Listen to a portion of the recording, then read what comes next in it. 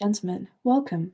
We have a very important issue to address in the court, and that is I am still flopping even after doing A-level exam questions. Do you feel frustrated that the fact that you aren't getting the marks?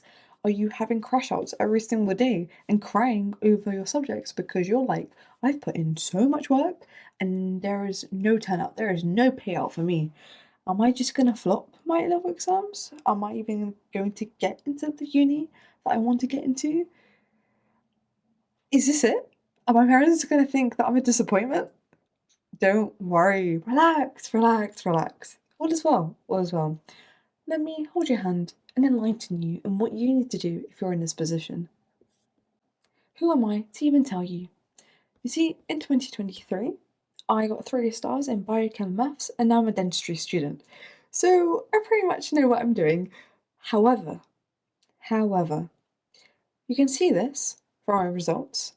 You think, yeah, this girl's got everything sorted. Back in the day, all she got was A stars. She never got below an A. She, she had it in her from the start. No, relax. Absolutely not, because that was not what was happening. What I was seeing and what I was living through for the longest time was me barely getting any marks, and the crash outs were diabolical. I remember for A-level biology, I would sit on the floor in my room crying, because why do I know all the content, but yet I couldn't even answer any of the exam questions until I took my own advice, which I'm going to talk to you about today, and I implemented it. Let's just say life is good. Life is very, very good. So let's prevent this happening again and again, and let's get some nice results that you would like to see, when August rolls around. So let's begin. Question is, how do you go from situation B to situation A? It's all about logically thinking through everything. So what do I mean? Okay, with everything I'm going to tell you now, I need you to enter into another dimension. If you watch Interstellar, yeah, you need to enter into that dimension, beyond time and space. So, logically think about it. If you keep doing the same things that you are doing currently, how can you expect a different result? If you're not getting the marks and you're still gonna, keep with that line of thinking, that mindset, the same techniques, do not expect, the next time you do the same things again, for flowers to appear, when this whole time grass was appearing. Maybe grass wasn't a good example, but you get my point, right? You need to change for the situation to change. What do I mean? How can you change? Am I asking you to change your appearance? No, I'm asking you to change your mindset and your thinking. Okay? You see, when you're flopping exam questions, it's very simple and very easy to fall into this. Maybe not another year, but another day of suffering. And you will actually look into the distance or staring through your screen thinking, what on earth am I meant to do? I'm actually going to be cooked when the A-level exams come up. However, if there's anything I can tell you from someone who's been in that position before, is that I need you to think about the bigger picture and enter into that bigger picture mindset. What do I mean by that? I mean, okay, when you're going on holiday and you're looking through the window in the plane, and you can see all of this. How intricate, how lovely, how cute. Oh, we have a lovely sunset as well. Wow. However, I want you to use this as kind of like solace in the way that, do you see how there is so much going on here, but yet they're still interconnected? They're still, you know, mm, you know, doing the same role, helping this job. Let's say this is a city, and all these lights, and all these traffic lights, and all these buildings, and everything in between are all helping this city to continue running, to allow its residents to live a happy and very fruitful life. They've Each light has a purpose, right? Every single dot has a purpose. So, what do I mean? I mean this. When you're getting stuff wrong, rather than thinking, oh, I need to get everything correct, just pick one dot, pick one thing and work on it. Once you work on that, you can move on to the next thing. And the reason why I bring this up is because it is so simple to just throw in the towel and be like, yeah, I give up. Finished. That's it. I'm okay. You know what? I might just fail this exam. It's fine. Like, no, it's not fine. It's not fine. Relax yourselves, okay?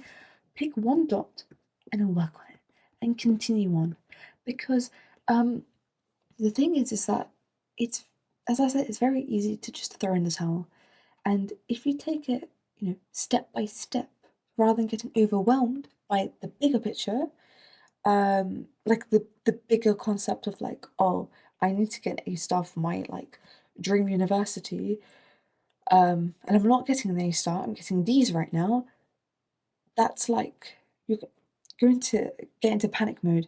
But if you think about like, okay, what's one thing that I can change in the way I'm answering my questions that will allow me to reach my goal? One thing. And after you finished and you sorted out that one thing, you move on to the next thing, and next thing, and next thing. Do you understand? So, if, for example, this was A-level biology and I was struggling on that, the things I would immediately work on, again, this is an example from my own perspective, you can make your own list, would be these. So, learning what the command words mean, because I'm going to tell you in a bit, but command words are not made the same. A describe question is not the same as an evaluate question. An explain question is not the same as a suggest question. You can't treat them the same. Do you understand? It's as if you're trying to talk to a 5-year-old versus a 40-year-old the same way. No. No. Like, what? I don't even need to explain that one. Like, hello? Again, number 2, learn how to answer evaluate questions because they come up and they have loads of marks attached to them. And learning how to answer what can you conclude. Those are the things I would work on.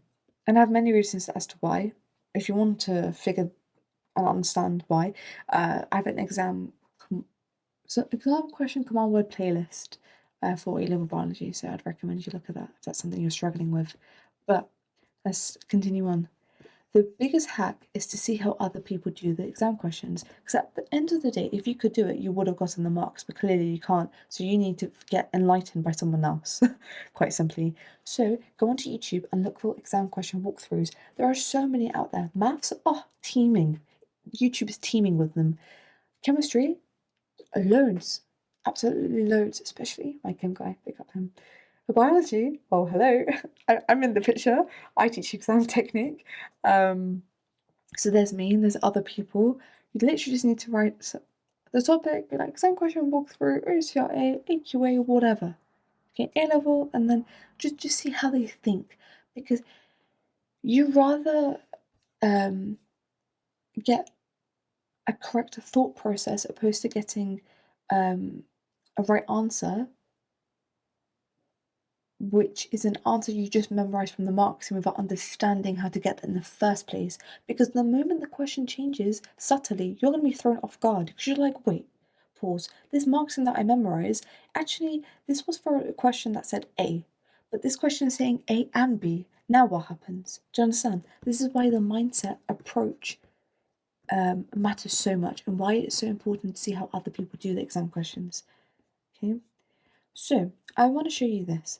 This is from one of my current students, and these are some of her flashcards that I suggest to her like to make, because this is what I did as well. So I'm just gonna leave it here, and I just want you to read it. Pause it, read it, and then I'll explain what's going on. Okay.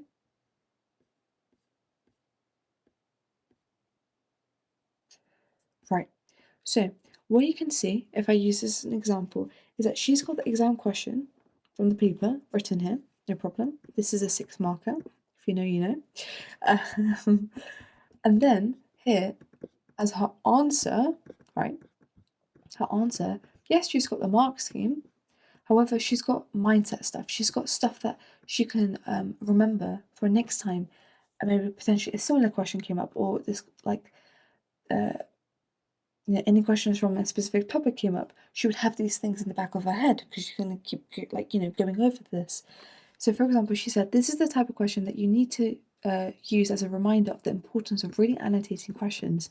She probably got this question wrong, and then she wrote this note for herself saying that, you know what, if I annotate the question properly, then I would be able to get all these marks because I would have activated the higher level thinking. Or here, when questions come up about similarities between structures, these are the things that she has in her mind. Oh, do they have the same number of atoms? Do they have what type of rings are present? What bonds are present? How many oxygens are present? Right? Having these questions, or as I like to say, frameworks in your head, will allow you to answer the questions much easily. Okay?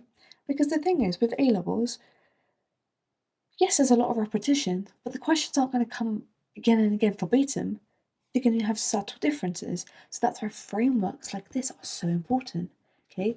Because if you do the legwork now in the exam, you're actually going to be cooking the paper, I can't lie. Yeah.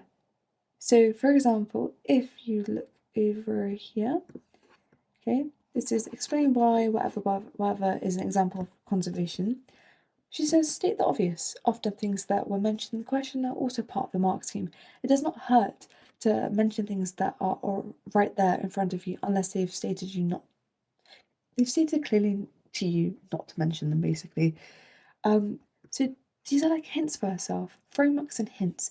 And, after she's done this and she's still continuing to do so until, her exams finish and stuff, she's told me how much her grades have improved and how marks have improved. Because I'm telling you now, yeah, if you change one thing, you just won't be the same person as you were before.